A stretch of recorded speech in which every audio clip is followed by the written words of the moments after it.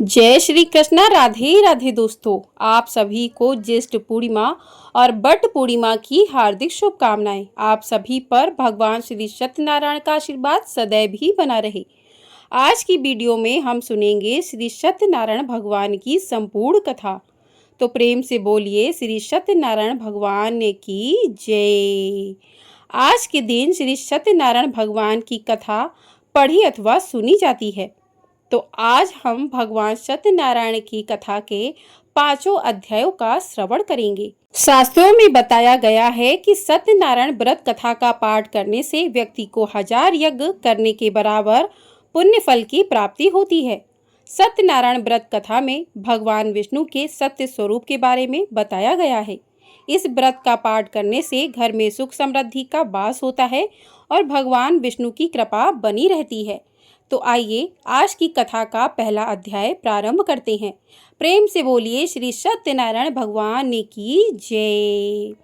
तो प्रिय श्रोताओं, पहले अध्याय में एक समय की बात है कि नैमिषारण्य तीर्थ में सौनक आदि 88,000 ऋषियों ने श्री सूत जी से पूछा कि हे प्रभु, इस कलयुग में वेद विद्या रहित मनुष्यों को प्रभु भक्ति किस प्रकार मिल सकती है तथा उनका उद्धार कैसे होगा। हे मुनि श्रेष्ठ, ऐसा कोई तप बताएं जिससे थोड़े समय में ही पुण्य मिले और मन वांछित फल की प्राप्ति हो जाए। इस प्रकार की कथा सुनने की हम इच्छा रखते हैं।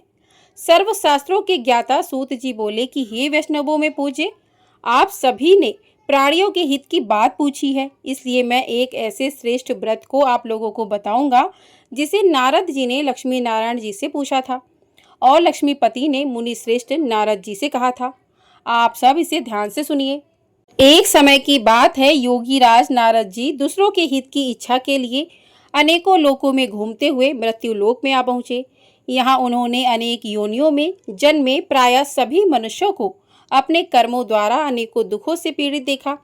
उनका दुख देखकर नारद जी सोचने लगे कि कैसा यत्न किया जाए जिसके करने से निश्चित रूप से मानव के दुखों का अंत हो जाए।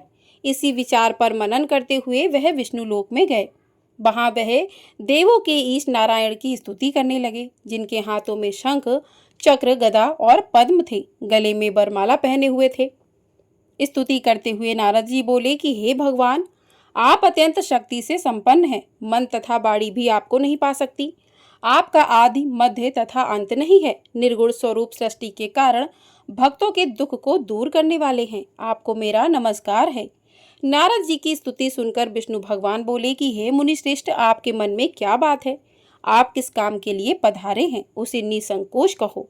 इस पर नारद जी बोले कि मृत्यु लोक में अनेक योनियों में जन्मे मनुष्य अपने कर्मों के द्वारा अनेक दुख से दुखी हो रहे हैं। हे नाथ, आप मुझ पर दया रखते हैं तो बताइए कि वो मनुष्य थोड़े प्रयास से ही अपने दुखों से कैसे छुटकारा पा सकते हैं। श्री हरि बोले कि हे नारद, मनुष्यों की भलाई के लिए तुमने बहुत अच्छी बात पूछी है, जिसके करने से मनुष्य मोह से छूट जाता है। वह बात मैं कहता हूँ, उसे सुनो। स्वर्ग लोक व मृत्यु लोक दोनों में एक दुर्लभ उत्तम व्रत है जो पुण्य देने वाला है। आज प्रेम बस होकर मैं उसे तुमसे कहता हूँ। श्री सत्यनारायण भगवान का यह व्रत अच्छी तरह विधान पूर्वक करके मनुष्य तुरंत ही यहाँ सुख भोग कर मरने पर मोक्ष पाता है। श्री हरि के वचन सुनकर नारद जी बोले कि उस व्रत का फल क्या है और उसका विधान क्या है। यह व्रत किसने किया था, इस व्रत को किस दिन करना चाहिए, सभी कुछ विस्तार से बताएं। नारद जी की बात सुनकर श्री हरि बोले कि दुख व शोक को दूर करने वाला, यह सभी स्थानों पर विजय दिलाने वाला है।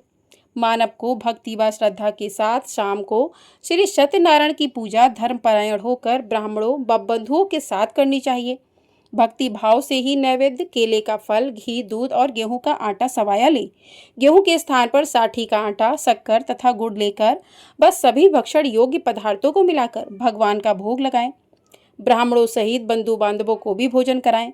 उसके बाद स्वयं भोजन करें। भजन कीर्तन के साथ भगवान की भक्ति में लीन हो जाएं। इस तरह से सत्यनारायण भगवान का यह व्रत करने पर मनुष्य की सारी इच्छाएं निश्चित रूप से पूरी होती हैं। इस कली काल अर्थात कलयुग में मृत्यु लोक में मोक्ष का यही एक सरल उपाय बताया गया है। इसी प्रकार से श्री सत्यनारायण व्रत कथा का पहला अध्याय पूर्ण होता है। तो प्रेम से बोलिए श्री सत्यनारायण भगवान की जय। अब दूसरे अध्याय में सूत जी बोले कि हे ऋषियों, जिसने पहले समय में इस व्रत को किया था उसका इतिहास कहता हूँ, ध्यान से सुनो। सुंदर काशीपुरी नगरी में एक अत्यंत निर्धन ब्राह्मण रहता था। भूख प्यास से परेशान वह धरती पर घूमता रहता था। ब्राह्मणों से प्रेम करने वाले भगवान ने एक दिन ब्राह्मण का भेष धारण कर उसके पास जाकर पूछा कि हे विप्र, नित्य दुखी होकर तुम पृथ्वी पर क्यों घूमते हो? दीन ब्राह्मण बोला कि मैं निर्धन ब्राह्मण हूँ, भिक्षा के लिए धरती पर घूमता हूँ। हे भगवान, यदि आप इसका कोई उपाय जानते हैं तो बताइए। वृद्ध ब्राह्मण कहता है कि सत्यनारायण भगवान मनोवांछित फल देने वाले हैं, इसलिए तुम उनका पूजन करो। इसे करने से मनुष्य सभी दुखों से मुक्त हो जाता है। वृद्ध ब्राह्मण बनकर आए सत्यनारायण भगवान उस निर्धन ब्राह्मण को व्रत का सारा विधान बताकर अंतर्ध्यान हो गए। ब्राह्मण मन ही मन सोचने लगा कि जिस व्रत को वृद्ध ब्राह्मण करने को कह गया है मैं उसे जरूर करूंगा। यह निश्चय करने के बाद उसे रात में नींद नहीं आई। वह सवेरे उठकर श्री सत्यनारायण भगवान के व्रत का निश्चय कर भिक्षा के लिए चला गया। उस दिन निर्धन ब्राह्मण को भिक्षा में बहुत सारा धन मिला, जिससे उसने बंधु बांधवों के साथ मिलकर श्री सत्यनारायण भगवान का व्रत संपन्न किया। भगवान सत्यनारायण का व्रत संकल्प संपन्न करने के बाद वह निर्धन ब्राह्मण सभी दुखों से छूट गया और अनेक प्रकार की संपत्तियों से युक्त हो गया। उसी समय से वह ब्राह्मण हर माह इस व्रत को करने लगा। इस तरह से सत्यनारायण भगवान के व्रत को जो मनुष्य करेगा वह सभी प्रकार के पापों से छूटकर मोक्ष को प्राप्त होगा। जो मनुष्य इस व्रत को करेगा वह भी सभी दुखों से मुक्त हो जाएगा। सूत जी बोले कि इस तरह से नारद जी से नारायण जी का कहा हुआ श्री सत्यनारायण व्रत को मैंने तुमसे कहा। हे विप्रो, मैं अब और क्या कहूँ? ऋषि बोले कि हे मुनिवर, संसार में उस विप्र से सुनकर और किस किसने इस व्रत को किया? हम सब इस बात को सुनना चाहते हैं। इसके लिए हमारे मन में श्रद्धा का भाव है। सूत जी बोले कि हे मुनियों, जिसने इस व्रत को किया वह सब सुनो। एक समय वही विप्र धन व ऐश्वर्य के अनुसार अपने बंधु बांधवों के साथ इस व्रत को करने को तैयार हुआ। उसी समय एक लकड़ी बेचने वाला लकड़हारा आया और लकड़ियां बाहर रखकर अंदर ब्राह्मण के घर में गया।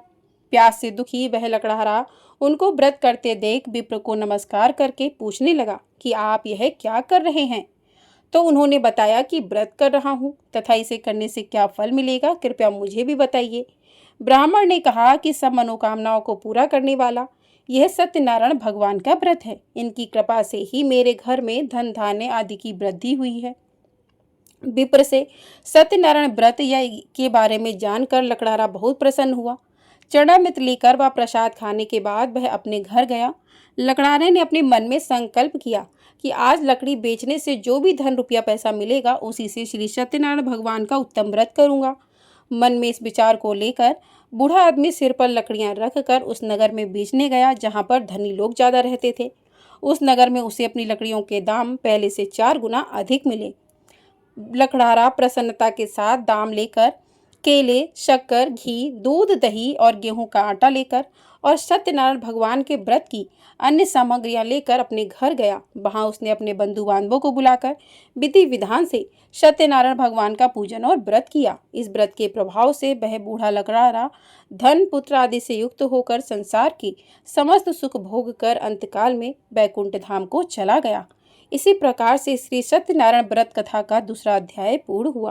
प्रेम से बोलिए श्री सत्यनारायण भगवान की जय। तो प्रिय श्रोताओं, तीसरे अध्याय में सूत जी बोले कि हे श्रेष्ठ मुनियों, अब आगे की कथा कहता हूँ। पहले समय में उल्का मुख नाम का एक बुद्धिमान राजा था। वह सत्यवक्ता और जितेंद्रिय था। प्रतिदिन देव स्थानों पर जाता और निर्धनों को धन देकर उनके कष्ट दूर करता था। उसकी पत्नी कमल के समान मुख वाली सती साध्वी थी। भद्रशिला नदी के तट पर उन दोनों ने श्री सत्यनारायण भगवान का व्रत किया। उसी समय साधु नाम का एक वैश्य आया। उसके पास व्यापार करने के लिए बहुत सा धन भी था। राजा को व्रत करते देखकर वह विनय के साथ पूछने लगा कि हे राजन, भक्ति भाव से पूर्ण होकर आप यह क्या कर रहे हो? मैं सुनने की इच्छा रखता हूँ, तो आप मुझे बताएं। राजा बोला कि हे साधु, अपने बंधु बांधवों के साथ पुत्र आदि की प्राप्ति के लिए एक महाशक्तिमान श्री सत्यनारायण भगवान का व्रत व पूजन कर रहा हूँ। राजा के वचन सुनकर साधु आदर से बोला कि हे राजन, मुझे इस व्रत का सारा विधान कहिए। आपके कथानुसार मैं भी इस व्रत को करूँगा।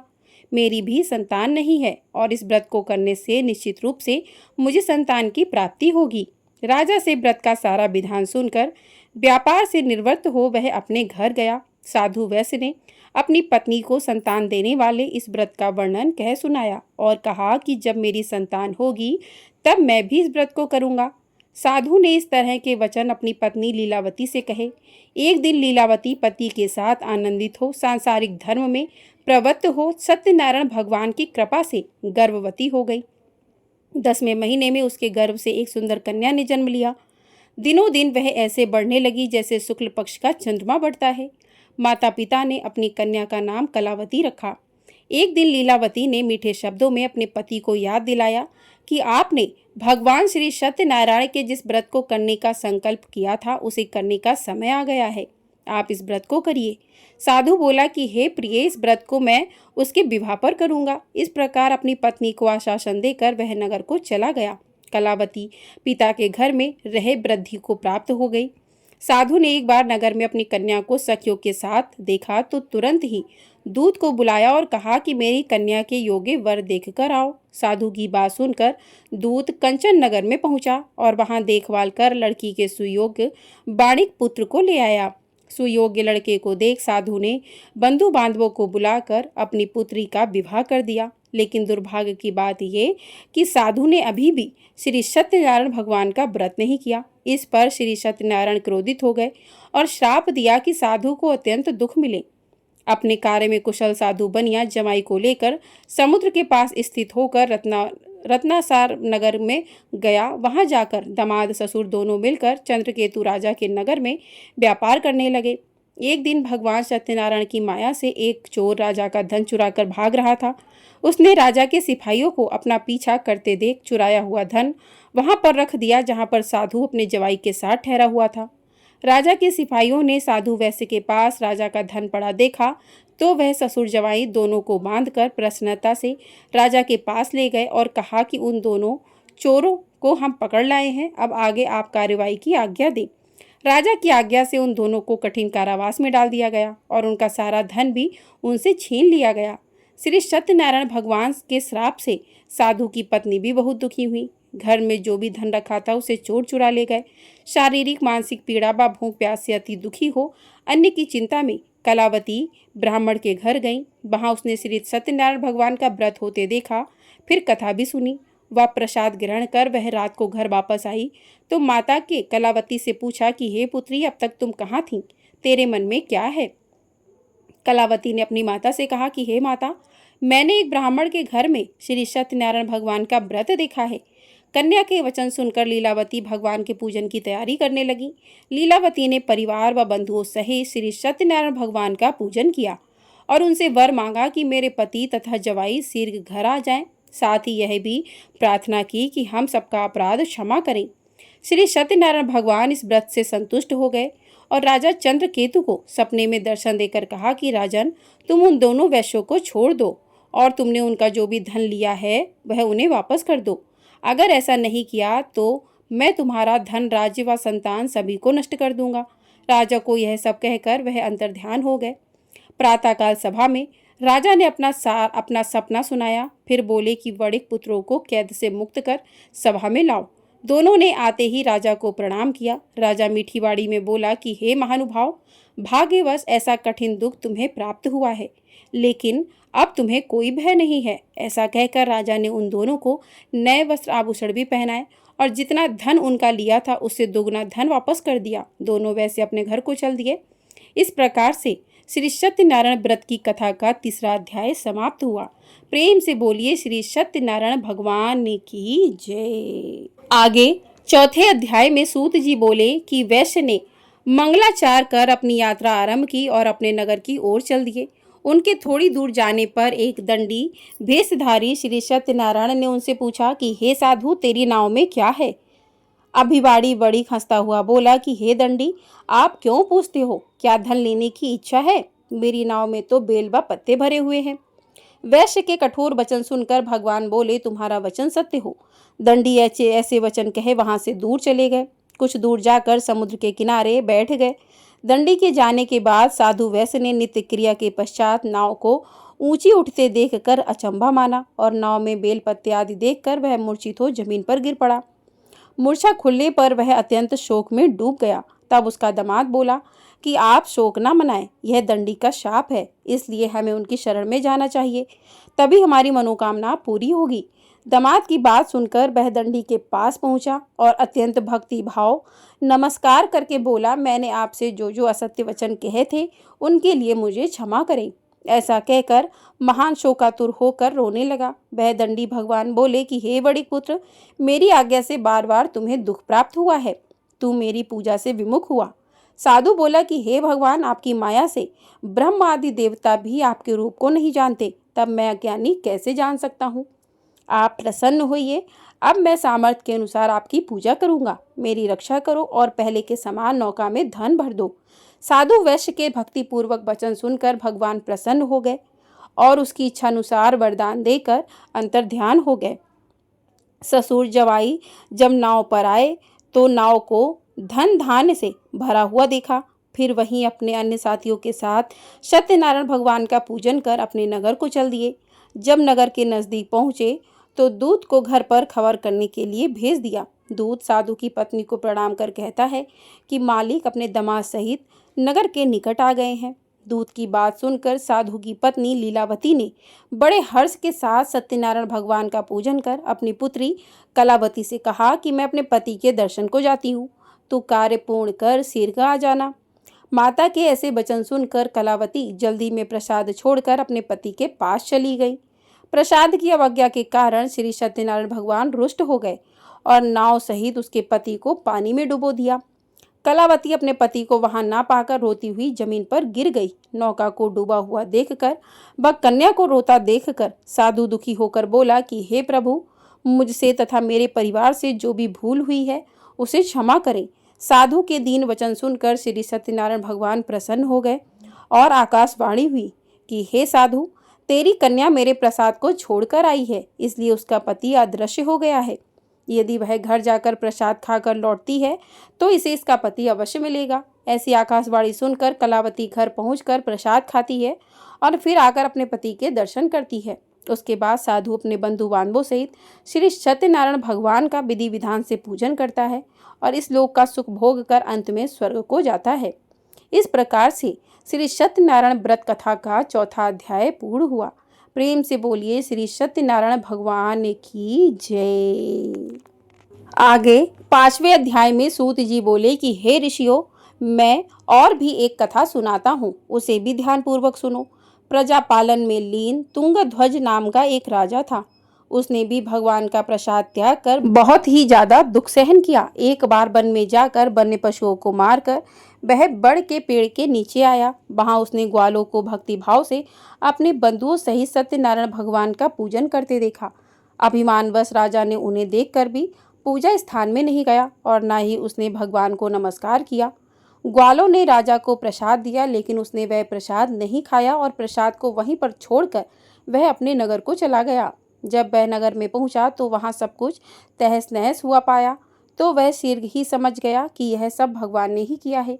वह दोबारा ग्वालों के पास पहुंचा और विधि पूर्वक पूजा करके प्रसाद खाया तो श्री सत्यनारायण की कृपा से सब कुछ पहले जैसा हो गया। दीर्घ काल तक सुख भोगने के बाद मरणोपरांत उसे स्वर्गलोक की प्राप्ति हुई। जो मनुष्य परम दुर्लभ इस व्रत को करेगा तो भगवान सत्यनारायण की अनुकंपा से उसे धन धान्य की प्राप्ति होगी, निर्धन धनी हो जाता है और भय मुक्त हो जीवन जीता है। संतानहीन मनुष्य को संतान सुख मिलता है और सारे मनोरथ पूर्ण होने पर मानव अंत काल में वैकुंठ धाम को जाता है। सूत जी बोले कि जिन्होंने पहले इस व्रत को किया उनके दूसरे जन्म की कथा कहता हूँ। वृद्ध शतानंद ब्राह्मण ने सुदामा का जन्म लेकर मोक्ष की प्राप्ति की। लगड़ाने ने अगले जन्म में निषाद बनकर मोक्ष प्राप्त किया। उल्का मुख नाम का राजा दशरथ होकर बैकुंठ को गए। साधु नाम के वैश्य ने मोर ध्वज बनकर अपने पुत्र को आरे से चीरकर मोक्ष पाया। महाराज तुंगध्वज ने स्वयंभू होकर भगवान से भक्ति युक्त होकर कर्म कर मोक्ष पाया। तो इस प्रकार से श्री सत्यनारायण व्रत कथा का 5वां अध्याय पूर्ण हुआ। प्रेम से बोलिए श्री सत्यनारायण भगवान की जय। तो प्रिय श्रोताओं, इस प्रकार से श्री सत्यनारायण व्रत कथा के 5 अध्याय पूर्ण हुए। आइए अब करते हैं श्री सत्यनारायण भगवान की आरती। ओम जय लक्ष्मी रमणा स्वामी जय लक्ष्मी रमणा, सत्यनारायण स्वामी जनपातक हरणा। ओम जय लक्ष्मी रमणा, रतन जटित सिंहासन अद्भुत छवि राजे, नारद करत निरंजन घंटा ध्वनि बाजे। ओम जय लक्ष्मी रमणा, प्रकट भय कलि कारण द्विज को दर्श दियो, बूढ़ा ब्राह्मण बन कर कंचन महल कियो। ओम जय लक्ष्मी रमणा, दुर्बल भील कठारो जिन्हें पर कृपा करी, स्वामी जिन्हें पर कृपा करी, चंद्रचूड़ एक राजा तिनकी विपत्ति हरी। ओम जय लक्ष्मी रमणा, वैश्य मनोरथ पायो श्रद्धा तज दीनो, स्वामी श्रद्धा तज दीनो, सो फल भोग्यो प्रभु जी फिर स्तुति कीनी। ओम जय लक्ष्मी रमणा,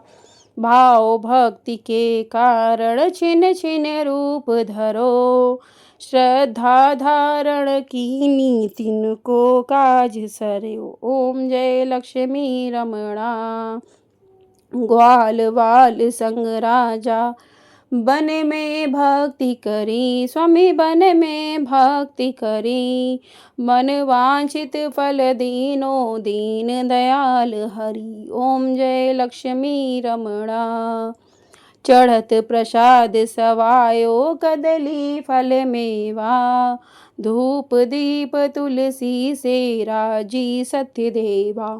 ओम जय लक्ष्मी रमणा, श्री सत्यनारायण जी की आरती जो कोई नर गावे, भगत दास तन मन सुख संपत्ति मन वांछित फल पावे। ओम जय लक्ष्मी रमणा, ओम जय लक्ष्मी रमणा, स्वामी जय लक्ष्मी रमणा, सत्यनारायण स्वामी जनपातक हरणा। ओम जय लक्ष्मी रमणा। प्रेम से बोलिए श्री सत्यनारायण भगवान की जय, श्री विष्णु भगवान की जय। तो इस प्रकार से श्री सत्यनारायण भगवान की कथा और आरती पूर्ण हुई। आपको ये वीडियो पसंद आई है तो वीडियो को लाइक कर लीजिएगा, चैनल पर नए हैं तो चैनल को सब्सक्राइब कर लीजिएगा। आपको हमारे चैनल पर ज्येष्ठ पूर्णिमा की व्रत कथा भी सुनाई गई है, तो आप लोग उस कथा को भी अवश्य सुनिएगा, और चैनल पर नए हैं तो चैनल को सब्सक्राइब भी कर लीजिएगा। आपको हमारे चैनल पर इसी प्रकार से सभी कथाएं सुनाई जाती हैं, तो इन कथाओं को प्रतिदिन सुनने के लिए आप चैनल को सब्सक्राइब करें और कमेंट बॉक्स में भगवान श्री सत्यनारायण की जय भी अवश्य लिखिएगा। प्रेम से बोलिए सत्यनारायण भगवान की जय।